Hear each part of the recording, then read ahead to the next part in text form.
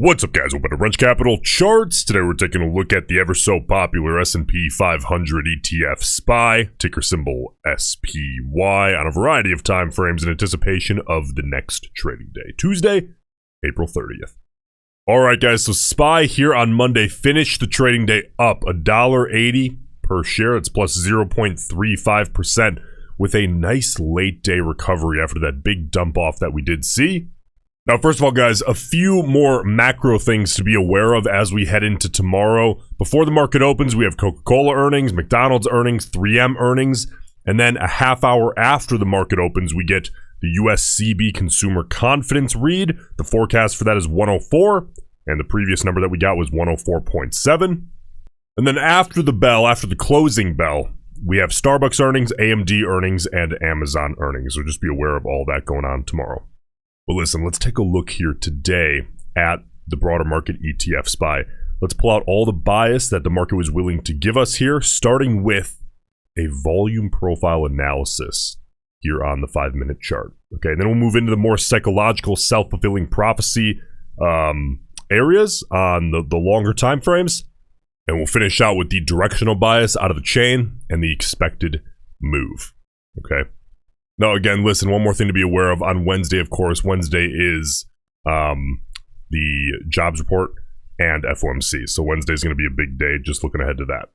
You know, I guess saying jobs report is kind of vague. Really, specifically, it's the employment change, the manufacturing PMI, the JOLTS job openings, which is really the number I was referring to, and the ISM manufacturing PMI.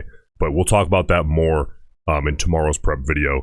Just looking ahead to tomorrow, Tuesday, just be aware, all the earnings, okay, and the CB consumer confidence. That's what I'm primarily paying attention to tomorrow, Tuesday. Now, the volume profile, what we're really doing here, guys, is we're peeling back a layer, okay? I like to look at the price action as a completely separate entity from the volume when we're looking at this specifically. Now, on the volume, typically we expect kind of like a teacup shape. Okay, we have a high volume open, it fades quickly, kind of into the depths of midday, and then volume recovers, usually ending the day about a third to 2/3 the size of the open. Of course, today, that's a little bit off, so let's take a look. The primary motive here is to try to find directional bias that either supports or goes against a move in the price action. Now, the open, very contextual volume. The volume was extremely contextual all the way until like the last hour of trading. Then we got that big 5-minute bar that tanked off. Right, the volume on that was a little bit higher, but we didn't crack 2 million shares. Okay, and it was only one bar, which to me, when you get one 5-minute bar that's out of the ordinary and there's really no supporting volume around it, it just kind of comes out of nowhere and then gets smashed into nothingness, into irrelevance very quickly on the next bar, which is kind of what happened here. The recovery began immediately. I don't like to really consider it too much. There's too much of a risk of a little bit of fooled by randomness, a lot of momentum occurring on that single bar and really not holding anything. But as we move into the close, guys, volume really picked up on that last 5-minute bar. Now, we know on SPY, it's a little bit different from the blue chips that we typically look at, like think of NVIDIA, Tesla, right? Where usually on those names you see the first 5-minute bar after the closing bell has really high volume. That's the rebalancing from funds and institutions.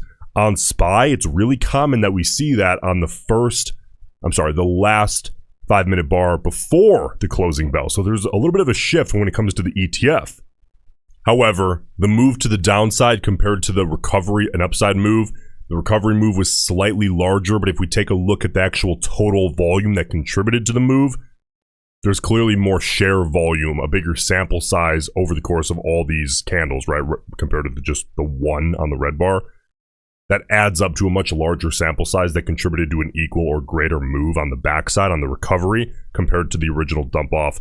So to me, this is showing, this area in general, especially into the close, is showing some bullish bias heading into the close on the overall market. But again, this is just one factor. So let's move on here. Let's take a look at the psychological self-fulfilling prophecies that myself and I know a lot of traders and funds institutions are going to be watching, starting with the 30-minute chart here. You'll notice, of course, my charts are very clean. All I want are the things that are going to attract a lot of eyeballs. Okay? The psychology, right? I don't want some obscure indicator that not a lot of people are using, because that shoots the entire way that I look at technical analysis. It shoots it in the foot. I'm not interested in anything that no one's paying attention to. So I have the 50 period moving average, the white line, and the 200 period moving average. You can see here today, we actually tested a downside break after kind of testing it the last couple of days here. We tested it on Friday, held it. And then this morning, we were bouncing off that 50 period here on the 30-minute chart all morning until we eventually snapped it hard to the downside. But the bulls, you can see this long wick right on the back of that 30-minute candle. The bulls said we're not quite ready for that, right? And they recovered that quickly into the close. So tomorrow, guys, my primary focus here on the 30-minute chart in particular, bulls, I want to see a hold of that 50 period. Okay? I don't care if we bounce along it the entire day like we did this morning. This would be a little bit more ideal, a quick test off the open and a hard pull away on high volume. Bulls, I want to see a hold of that 50 period, ideally on as much volume as possible on the pullaways and on as little volume as possible on the tests. Okay, bears, you tested a downside break, but you weren't able to hold it. Okay, ideally, you bears would see a downside break of the 50, a low volume retest, and a high volume rejection, claiming that as a short-term resistance level in a very clean way, heading down for a test of the 200 period in the near term. That's what that would potentially set up. Okay. Now, let's move on here to the 4-hour chart and take a look, because you know that these are all very, very relevant, and I'm paying attention to all of these on really any stock that I'm looking at. We currently find ourselves right in between the 50 period and the 200 period. The 50 period is, of course, currently below the 200 period. But here on the 4-hour chart, guys, we're closest to the 200 period, and that's approximately 0.63% away to the upside. So it's well within range for a single day move here out of SPY. And the 50 period to the downside is going to be a little bit further. That is looking at currently about minus 1.42% away. Anything over 1% move in a single day on SPY is historically a more volatile day. It's been a little more common as of late, but over 1%, plus or minus, that's a relatively volatile day for SPY. So on the 4-hour, a downside test of the 50 period, that would require some volatility. Okay, more than average. And an upside test of the 200 period, that's a pretty normal day, 0.6%. So listen, bulls, a break back above the 200 period, again, ideally on high volume, that would be a good thing to see on the 4-hour. It's a little tougher intraday in a single day because you really only have 2 candles to work with to see like a back test and a bounce. But just a hard break above there, doing what we discussed on the 30-minute and holding above the 200 period on the 4-hour chart, that'd be a great case, right, for the bulls. Bears, any test of the 200 period, you want to see that reject ideally. But really the goal here is to head down and make progress toward restoring that 50 period as a resistance. Okay, just heading down in that direction. Because, I mean, really the ideal case is to get back beneath there. But it's 1.5% away. Probably a 2% move, right? That doesn't happen every day. Now, the most important chart of all, guys, let's take a look at the daily. And you can see what's going on here on the daily immediately. Take a look here. We are currently about 0.2% away from the 50-day moving average that we gave up back on April 15th. Okay, we've been hovering beneath there ever since. Really simple here. Bears, you want to maintain. You really haven't had a hard test of the 50-day to prove it as resistance, right? So bulls, we want to see that reclaim as support because it has yet to prove itself as resistance. Whereas bears, this is your time to shine. We're making a test of it here. You want to see that 50-day reject hard. Whereas bulls, get above there. If we see a retest on the shorter time frames, again, hold that level of where the 50-day is on higher volume, ideally on the bounce away, on the pull away. Now, implied volatility here, you can see if we compare it to the last couple of months, sitting in, I would say, about the mid-range. Okay, so that mid-range, that's kind of like no man's land as far as really trading IV strategies, specifically on options. Because when you're in the mid-range, it's kind of tough to justify trying to capitalize on IV crush, and at the same time you're in the mid-range, so it's not like you're buying calls or puts when IV's really low. So just be aware of that.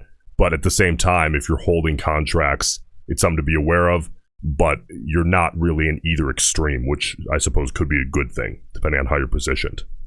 Now, on SPY, as you guys know, listen, by the way, guys, I cover SPY every day here. It's part of the schedule now moving forward. It'll be the first upload of every day.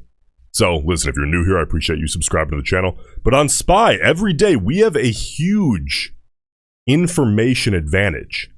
Because SPY, if we pull up SPY here, SPY has daily expirations. So we get detailed expected move data out of the market every single day. Okay, so you can see here, tomorrow's expiration, April 30th. The expected move by tomorrow's close compared to today's closing price is plus or minus $2.90 per share. Okay, that's what the market expects. So if you look at that and you do the math, the market expects either a break and hold above the 50-day moving average or a retreat back to around that 507 region. Now listen, expected move by design, guys, that's a technical term. It's the volatility expectation out of the market. It's the one standard deviation, literal expected move being priced in by the big sample size of traders and algorithms. There's no directional bias there. We get the directional bias by doing first the analysis, and then we start learning the volatility bias. And using that combination, especially if we're trading options, right? That combination can be deadly if we know how to utilize that to our advantage. And then the last thing that we can do here is look at the directional bias out of the chain. All right, so you look here. This is all from today, right? We had 7.1 million total contracts traded here today. 3.28 million of those were calls, and 3.82 million were puts. So we are seeing a put side bias on the overall call put ratio here today. And then if we break that down by time frame, the 0 to 20 delta range, we had 1.07 million calls and 1.75 million puts. So we're also seeing a bearish bias out of the short-term speculators, right? Those far out of the money on average shorter-term expiration, gambly style calls and puts. Those are the ones I want to look at because, again, this video is really geared toward tomorrow. Bearish bias on that as well. Listen, guys, if you get value out of these videos, I ask one thing, takes half a second, and it's 100% free. Just leave a like and then get out of here. Helps out tremendously. I appreciate it, and I'll see you in the next one.